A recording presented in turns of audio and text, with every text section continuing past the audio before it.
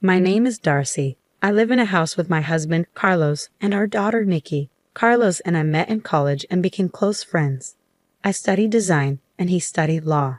We both joined the same club. After college, I got a job at a design firm, which I really enjoyed. Carlos and I dated for a while, then got married when we were in our early 20s. When I got pregnant with Nikki, I kept working until she was born. But after she arrived, I decided to stay home and take care of her. Carlos and others thought it was a good idea for me to focus on being a mom, so I started working from home. Carlos became a lawyer after passing the bar exam. One day, Nikki said, "Mommy, I'm going to play with my friends. I'll be back before it gets dark, okay?" Life is really great living with my husband and daughter, and doing work I love. But one day, something surprising happened. I was out shopping, quite far from home, when I saw my mother-in-law, Christine, struggling with some heavy bags. I decided to go over to her. "Hi, mother-in-law." "Oh, Darcy, what a surprise," Christine said with a warm smile. It had been a while since we last saw each other, so I was happy to see her and suggested, "How about we have some tea together?" "I'd love to, but I'm in a rush," she replied. "Oh, I understand. No worries. Let's plan to catch up over tea next time. But let me help you with these bags at least. They look really heavy," I offered. After a bit of convincing, I managed to load her bags into the back seat of my car. They were quite heavy, and carrying 2 of them would have been a challenge. "Thank you and sorry," Christine said with a smile. It made me feel better that being a bit assertive was okay. Plus, there was something I wanted to talk to her about. As we drove to her home, we chatted about various things. Since it takes about 3 hours and 30 minutes to get to our in-laws' place, we can't visit often. But we always make sure to visit for New Year celebrations, so I know the way well. "Wasn't it hard for you to carry all of this by yourself?" I asked, finally bringing up something that had been on my mind. During the drive, I noticed that one of the bags my mother-in-law was carrying had groceries, while the other had daily essentials and cosmetic items that seemed more suited for a younger person rather than her usual style. "Well, they're just things I needed. I ended up getting quite a bit," she said, looking a bit down. I didn't push for more information and continued driving us to her home. "Darcy, thank you so much for your help. You've been a lifesaver. You can drop me off here. I'll manage to take them from the entrance," Christine said gratefully. "You don't have to do that," I replied. As my mother-in-law opened the door, I placed the bags by the entrance. Suddenly, a sharp voice cut through the air. "About time you got back, mother-in-law," said my sister-in-law, Katie. She seemed taken aback to see me, and her words faltered. I was equally surprised to see Katie, and I found myself unable to move. My mother-in-law looked flustered as she tried to gauge the situation. "Hey, Katie, it's been a while. How have you been?" I said, attempting to ease the tension. Yeah, it's been a bit," Katie replied. I returned her smile and observed her closely. She seemed a bit disheveled, like she had just woken up. Holding her phone, she appeared a bit distracted. Her interrupted sentence left me feeling a bit suspicious. "I'm sorry for dropping in unexpectedly. I saw mother-in-law struggling with the bags while I was shopping nearby. So I decided to help out," I explained. "I see. I just got back from work this morning. I'm a bit of a mess. Sorry about that. Thanks for helping, mother-in-law. I'll take it from here," Katie said hastily, grabbing the bags and heading inside. In a gentle tone, I asked my mother-in-law, "Is everything okay living with Katie and the family?" She simply smiled and nodded. "Thank you for asking, Darcy. I'm doing fine. I'm sorry I can't offer you tea." "Don't worry about it. It was nice catching up. I'll come visit again," I reassured her, deciding not to push further. But I couldn't shake off the feeling about what I had just seen. Originally, my mother-in-law was supposed to live with us, but after my father-in-law passed away over a decade ago, my brother-in-law, Brett, had said, "We'll stay in the family home and take care of Mom." Even Carlos, my husband, had been concerned at first. I felt uneasy about the situation, so I decided to bring it up, but it didn't go well. Carlos is really busy with work, isn't he? And his days off are unpredictable. I work nearby, and Katie's parents are close too, but still, my mother-in-law reassured me. "Don't worry. I caused a lot of trouble when I was younger, and I haven't done much for Mom. I want to repay her." Okay, considering what was said, Carlos couldn't really argue. So with my mother-in-law's agreement, My brother-in-law and his wife ended up moving into her house.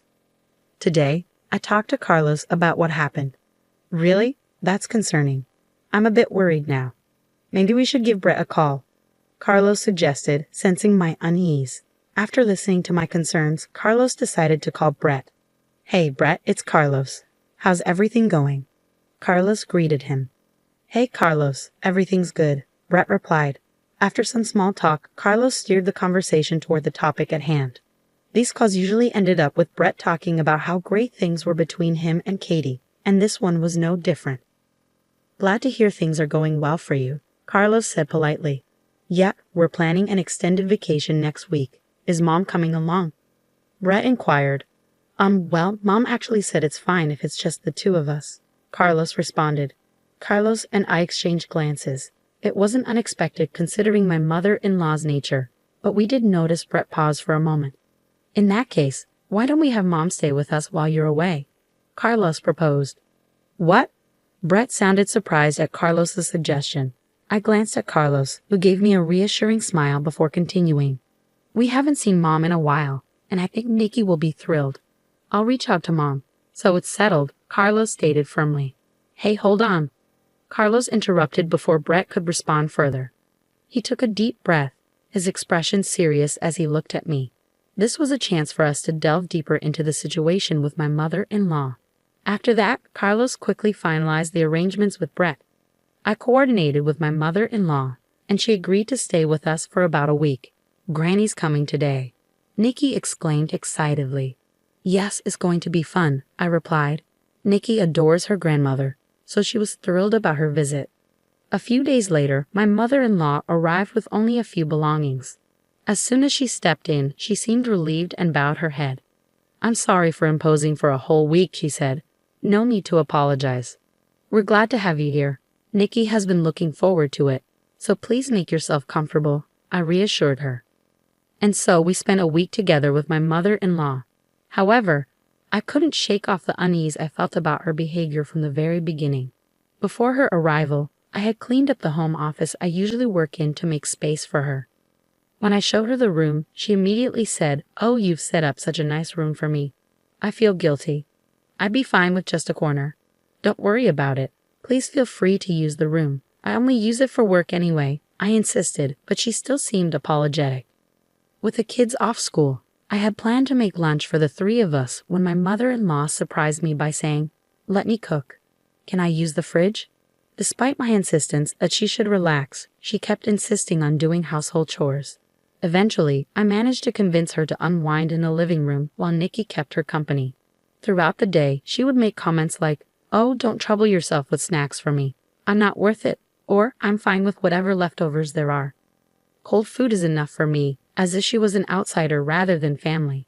It was hard to see her belittling herself like this when she used to be much more lively. When Carlos came home and saw my mother-in-law chatting with Nikki, I filled him in on her behavior. "I understand. Thanks for telling me. I wish she would see her own worth more. Let's keep an eye on her. It's only the first day, right?" As it got late and we were getting ready for bed, my mother-in-law surprised us again by saying, "I guess I'll use this spot for a bit," referring to the basement floor as a place to sleep. "Mom?" Carlos was speechless.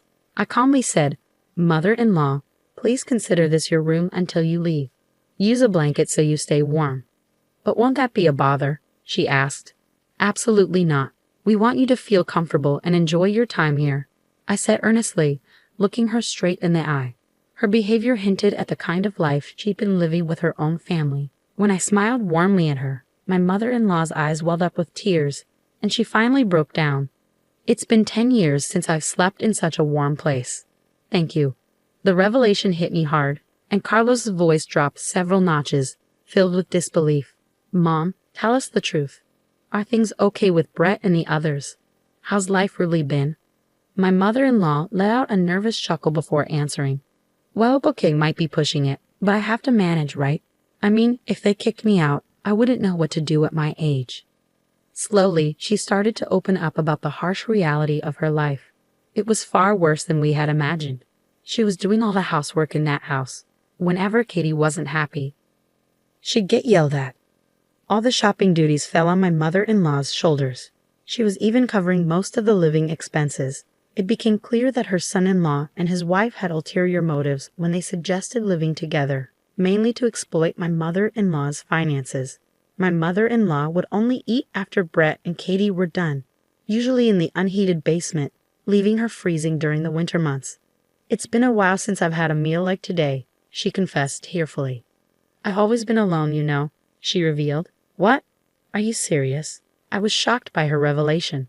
It turned out that my mother-in-law wanted to sleep in the basement because it had become the norm for her in her previous home. Carlos and I were speechless. Initially, when Brett and Katie moved in, they were kind to her. At first, my mother-in-law was happy and thought it was a good idea to live with them. However, as the years passed, their behavior changed drastically. In the beginning, Katie used to cook and Brett would help with other chores. "I'm so tired, Brett. You work so hard. Let me take care of things today. You should rest," Katie would say. "Really? Thanks, Mom," Brett would reply. That was probably the beginning. "I'm really tired today," my mother-in-law would say. "Oh, sorry, Katie, I have plans with the neighbors today," Katie would reply. "What? You're prioritizing them over me?" Katie would retort. "Oh, I apologize." "That's selfish of me," my mother-in-law would say. "No, that's not it. Don't worry. I'll prepare dinner when I get back," Katie would assure her. "This is my room, and this is Brett's room," my mother-in-law would assert. Gradually, Brett and Katie started to manipulate and exploit my mother-in-law more and more. Eventually, she found herself shouldering almost all of the household chores and contributing financially as well. At first, my mother-in-law used what used to be my father-in-law's study as her room. It was a well-equipped space with a bed and other furnishings, and she was happy to have such a cherished space as her own. However, even the study wasn't safe from Katie's interference. One day, Katie suggested, "Let's renovate this old study." "Hold on, Katie, this was my husband's beloved study. Can we please leave it as it is?" my mother-in-law pleaded. "I'm just thinking about your comfort," Katie would insist. "Why are you making me out to be the bad guy?" my mother-in-law would question. "I'm sorry, but I prefer it the way it is, really," she would say. "This room is outdated.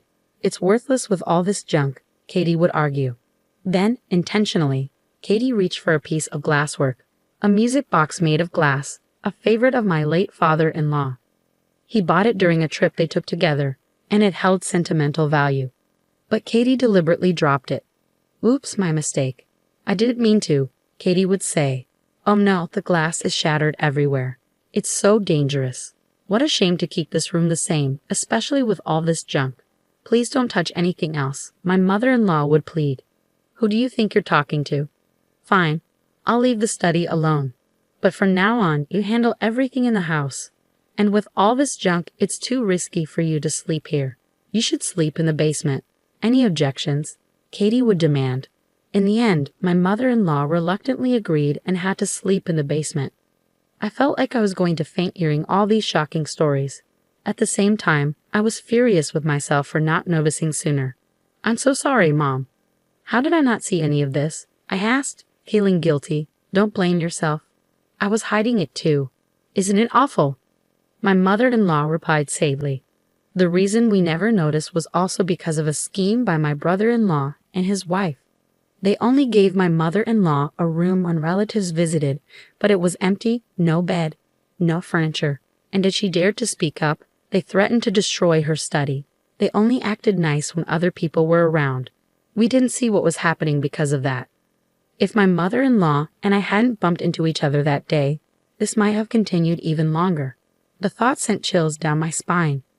I always wanted to talk to you about this, but that study and that house are full of memories with my husband, my mother-in-law said tearfully. Tears streamed down her face, and I couldn't hold back my own. Our dear mother-in-law had endured this for over a decade.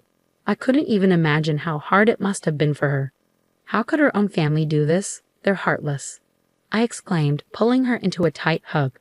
"Darcy, I need to step out for a moment," my mother-in-law said, her voice trembling with emotion. After we cried together, Carlos gently rubbed my back and spoke softly. "Don't worry, Darcy and Mom. I'll take care of this. Please look after Mom, Darcy." I nodded silently.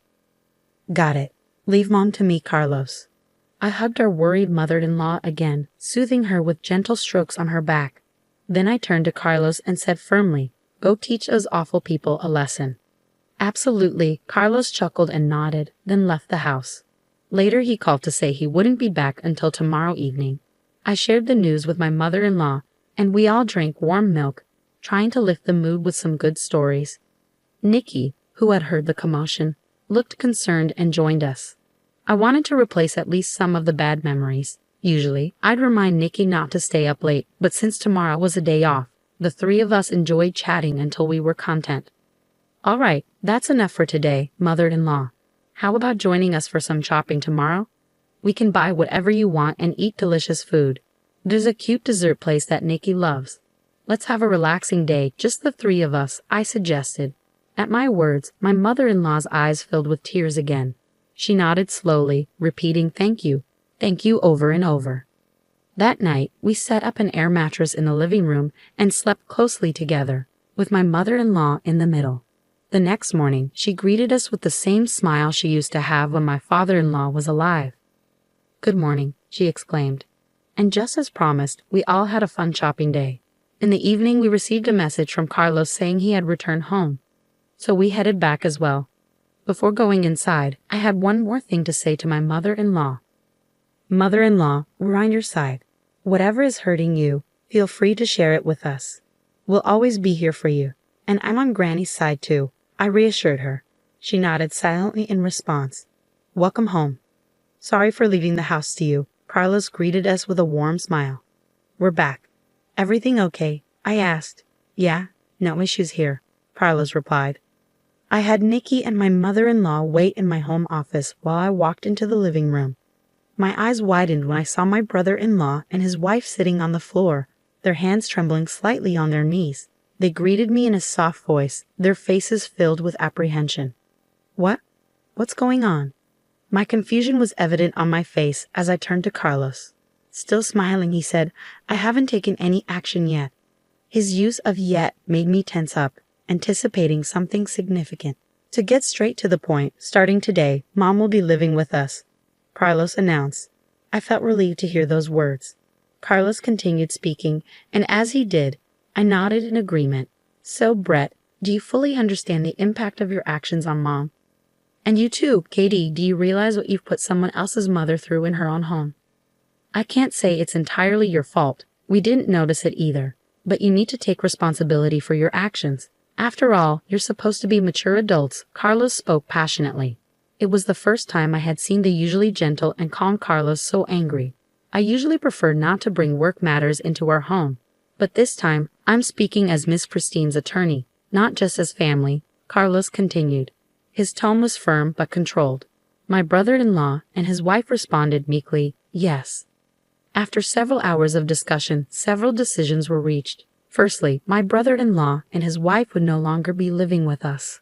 They were required to return all the money they had taken from my mother-in-law, along with additional compensation. In consideration of my mother-in-law's emotional attachment to her study and her own home, my brother-in-law and his wife agreed to move out. We forbade them from ever entering my mother-in-law's home again. Upon hearing the decision, my mother-in-law gave a troubled smile. "So we're still family, right? Asking for compensation seems a bit extreme, don't you think?" she said. Carlos's words caused Brett to nod so vigorously that it looked as though his head might fall off. Yes, I'm truly sorry for everything. Please accept this as our apology," Brett said, looking thoroughly remorseful. After the discussion, Carlos took a deep breath and addressed my mother-in-law. "So please accept this, Mom. Let's put this behind us. Brett and his wife will never forget what they've done and will ensure it never happens again," Carlos said gently. They both nodded in silence. Seeing this, Carlos smiled softly and continued in a quiet voice. "It won't happen again, right?"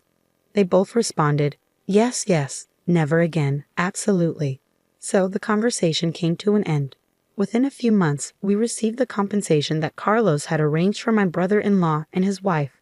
My mother-in-law wanted to give it to us, saying it was because we had helped her, but we refused. She insisted, so we agreed to accept a small amount each month for groceries and let her use the rest. "Carlos, what did you say to Brett and his wife?" I was curious about that day, so I asked him when we were alone. I said to Carlos. Carlos scratched his head. even though it wasn't itchy. Don't worry about me losing my cool, okay? Why would I? You stood up for your mom, and they regretted what they did, I replied. Actually, Carlos had contacted Brett immediately after hearing what had happened. It's rare for me to get angry, but when I do, people say I'm pretty intimidating. I think I really scared them when I called, Carlos said. He told me where he was right away. Although a bit distant, he drove straight to the destination. Upon arriving, he'd immediately confronted the two. I couldn't just let it slide, especially because he's my brother, and I trusted him with Mom. I didn't know all the details, but judging by how scared they both looked, Carlos must have been really intimidating when he was angry, I thought. As they left, they bowed deeply, saying, "We're truly sorry." Well, mother-in-law seems happy, and so does Nikki. I'm happy too. Thank you for standing up for us, Carlos. I'll keep doing my best for our family, even after everything. It's reassuring to know we can still be a happy family, I said, grateful for my reliable husband and for my mother-in-law, who chose to lean on us. From now on, I'm determined to make up for the hardships by being a devoted daughter-in-law and doing my best in every way.